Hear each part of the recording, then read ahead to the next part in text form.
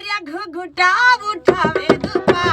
हरिया में मोरा घुघुटा उठावे दुपा हरिया में मोरा घुघुटा उठावे दुपा हरिया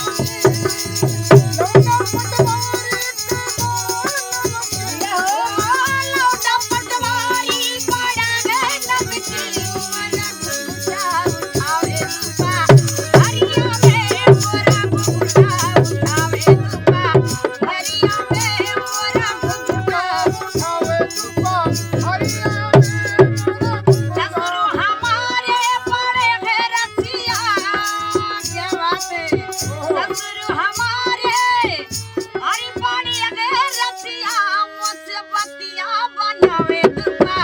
हरिया में मुझसे बतिया बनावे दुपा हरिया में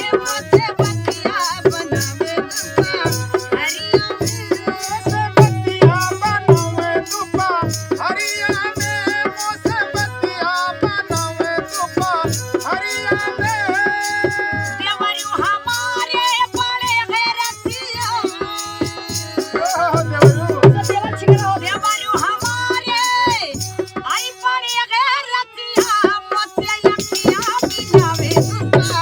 हरिया में मुझसे अखियां लड़ावे दुपा हरिया में मुझसे अखियां लड़ावे दुपा हरिया लौटा पटवारी अरे बड़े हैं नमकीन है दीदी लौटा पटवारी अरे बड़ा है नमकीन मोरा घुघुटा उठावे दुपा हरिया में मोरा घुघुटा उठावे दुपा हरिया में